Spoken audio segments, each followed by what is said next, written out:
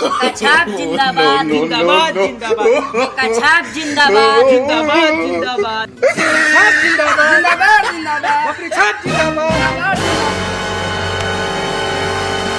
का रे साला बकरी छाप ऊपर से प्रधान लेके आइल बानी हमनी के जीतम सब बोका छाप अरे बोका ते जितबे हमनी के जीता हमनी के जीतम सो के चल आज गिनती हो जा। ए साल गिनती से पहले ही झगड़ा कर लगिन गिनती हो जाए लगिन तो झगड़ा करत रही लगिन अपना में। आज बोका और बकरी छाप के बीच महामुकाबला शुरू हो गई बा। दोनों प्रत्याशी आमने सामने गांठ बांध कर खड़े हो गए हैं। इस साले सुधर ना जा इंगे नाम सुधर जा हां सतारा जीतम सब तो हमनी तू बार देखे लिया ही के झाट नचता हम या तू साले बाद में झाट नचिए लगिन हम तन के पहले लांच से कौन किस पे भारी पड़ता है तुम जना तन के बढ़ जाला। ई साला को खरना का बोलता है उर्दू फारसी ए साले भोजपुरी में ना बतियावा चाहे बोलो रे साले पढ़े के बेरा स्कूल के पिछाड़ी खोपचा में पढ़त रहल अब का भइल पढ़ाई के भीतरी घुस गई।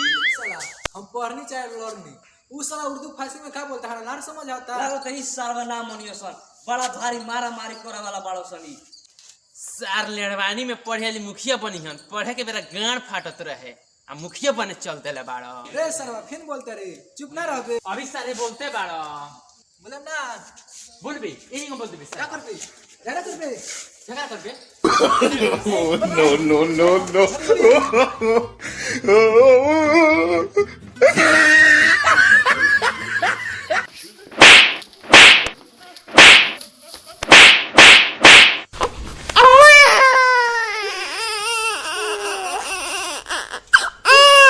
हमरे के मर रखा तो हनी के गिनती करावे बाकी अपने में गांड मारावे बा।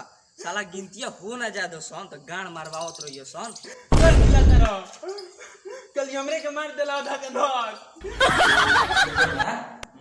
बोकवा ऊपर बा अब बकरिया नीचे भी है। बोका बाबू बड़न 500 वोट से ऊपर अब बकरी नीचे अभी वोट के में भी आता है के हिसाब से बोका बकरी के ऊपर चढ़ा हुआ है और बकरी में आ रही है। मेरा मतलब है कि बकरी 500 वोट से अभी नीचे है।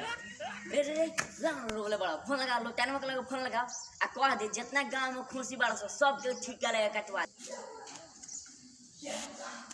ये मुखिया जी खोसिए कटी मर दे बकरी ना कटवा दिए।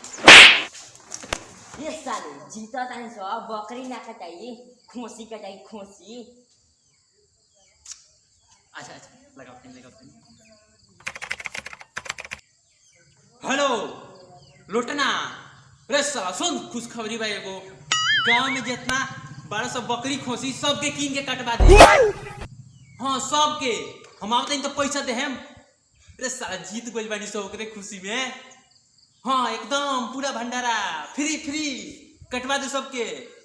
हाँ हाँ ठीक बा रखो तानी सार खोसी कटवा तानी सब खोसी तू ओकर चरबा देबा कहिया टीम का देखा नहीं के हार के जीता था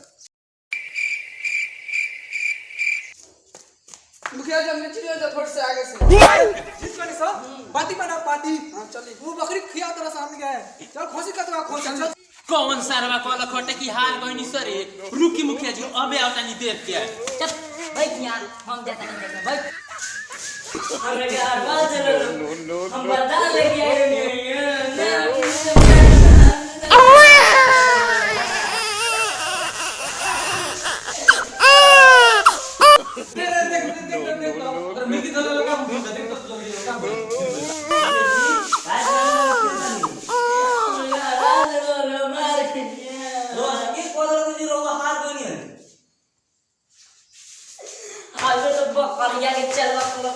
Oh no!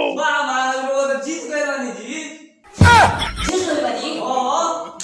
साला कहाँ बारे? कौन सर्वा कोला करे जहार भी बन सरी? हो गए सारवा साला कल के जीत गइल बन सब बगड़ साला के मार साला के मार